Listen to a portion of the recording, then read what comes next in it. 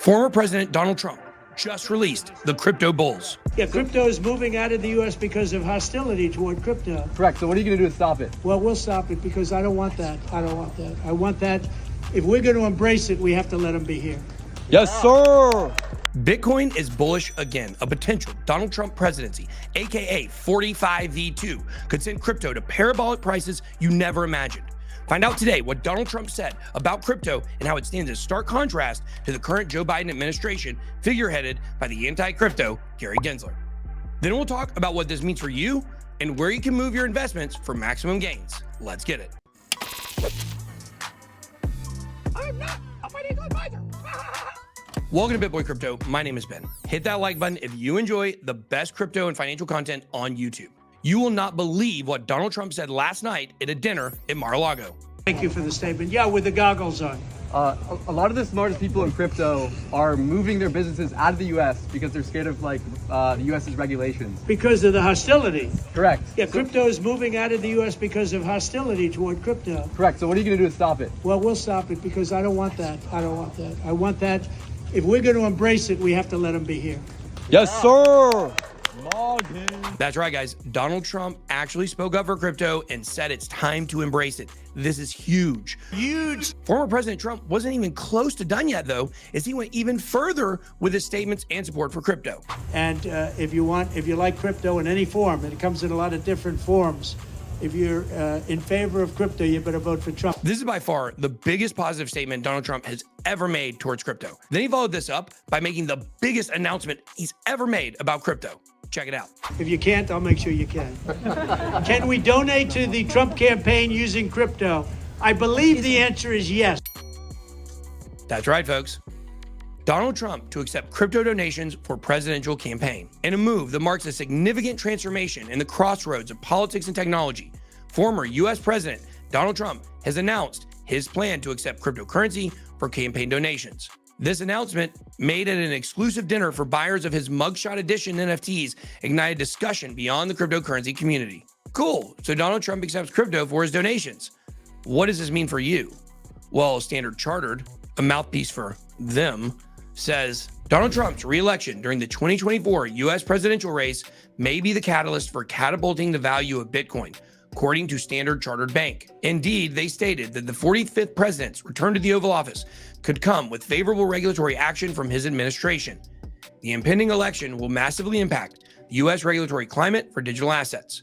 Moreover, with November voting just 6 months away, Donald Trump is perceived as a frontrunner to contend with Joe Biden's re-election bid in what is the repeat of the 2020 clash. And until this point, it was really unclear on whether Trump was for or against crypto since it competes with the dollar. Trump launched NFTs, and while they've been a huge success, you know, we did it when NFTs were not hot. Yeah. And we made NFTs hot again, right? Make them Yes, sir. certainly using something and making money off of it and giving it a vote of confidence as a viable currency, well, that's quite different. But the fact is, guys, now Donald Trump is bullish, and this is huge, because he recognizes the power of the crypto voter and also realizes the power of turning the blame on the Biden administration and Gary Gensler. They are against it. The Biden doesn't even know what it is. If you ask Biden, sir, are you for or against crypto? What's that? What the? Get me off the stage. He's saying, get me off the stage. No, he has no idea. But look, Gensler is very much against it. The Democrats are very much against it. This is not about partisan politics. It's clear Biden is against crypto and Trump is now pro-crypto. Previously, I've said that I believe the crypto voter determines this entire election. I'm not going to sit here and tell you that I played a role in turning Donald Trump pro-Bitcoin, but I did appear on Donald Trump Jr.'s podcast on Rumble last year. Maybe if your dad comes back in and wins, maybe he can, put his foot down on some stuff and maybe get tough with some of these BRICS nations. The system is broken and it's got to be fixed. And I believe that crypto and blockchain is the only way that we can start holding people accountable. There's this idea that there's so much fraudulent activity in crypto and all the criminals are using it. And there's 0.1% of all blockchain transactions are well, but they use that, like you said, to Silk Road. What I've learned over the last few years is like the second the big government people are going after it, there's probably an understory that they're not telling you, and there's a reason for it. And that's why it's fascinating, but it's cool to see how early we are on the curve, because I feel like someone who's missed it, but it doesn't feel like we've actually missed it. Guys, he was totally down to earth. Awesome dude. But I had a serious conversation with him after the show about how I believed that Trump going pro-crypto could be the defining moment of his campaign. Think about it. Bitcoiners, crypto folks, they lean libertarian, they lean freedom, which means they either throw their vote away every year, I know it sucks, but that is what it is, and vote independent, or they just choose a side. Going crypto means tons more votes for Trump, less for Biden. So you would think they would learn their lesson, right? Nope. Even just yesterday, the Biden SEC announced they would be looking into another Ripple product. SEC's targeting of Ripple's stablecoin explained by analyst Alexander Grieve, Paradigm's government affairs lead, has attempted to decode the U.S. Securities and Exchange Commission's recent attack on Ripple's stablecoin project. As noted by Grieve, the mention of Ripple's stablecoin project, which is yet to be named, came after it became clear that the stablecoin legislation would not be attached to the Federal Aviation Administration, or FAA, Reauthorization Act of 2024. This presented an opportunity for the SEC. The agency mentioned that Ripple was gearing up to launch an unregistered crypto asset.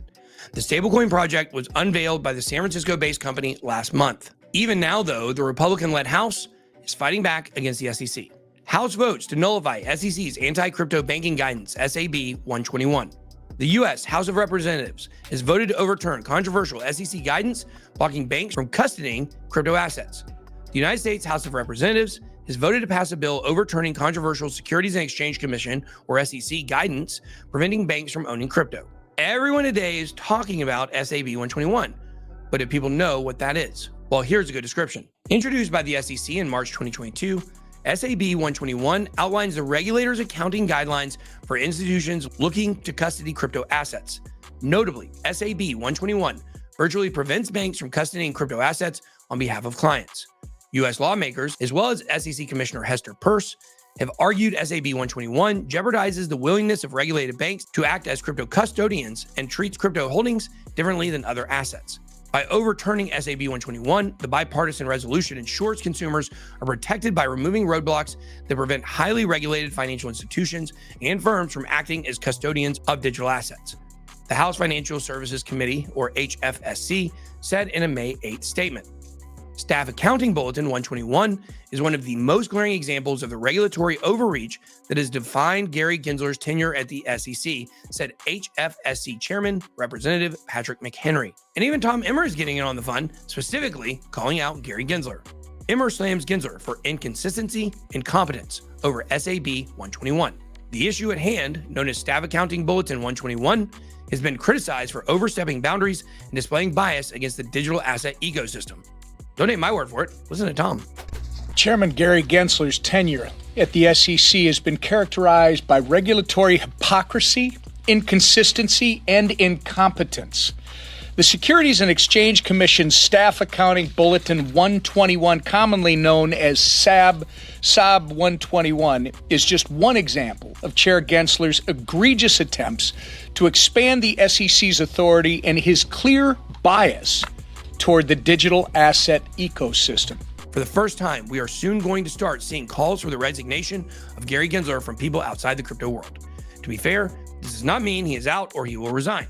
Stay tuned for updates by subscribing to the channel, of course. If Gary Gensler resigns, BitSquad will be the first to know. Now, I don't know how the markets cannot see this news to be very bullish. Accumulating altcoins may be the play here, which is why I gave you some great altcoins in my video yesterday for you to look at. Click the link above to watch the video. I finally figured out which side to point to. If you want to trade altcoins, make sure to do it on my exchange of choice, Phemex. Use a VPN and sign up to protect your privacy, of course. Then get your Palau ID to pass KYC legally and trade with peace of mind. Link for Phemex on the screen and in the description. The big news of the day is Donald Trump will be accepting cryptocurrency donations. I want to know down below in the comments, what coin should people use to donate to the 45v2 presidential campaign? Hit the like button and subscribe before you leave. Good boy out.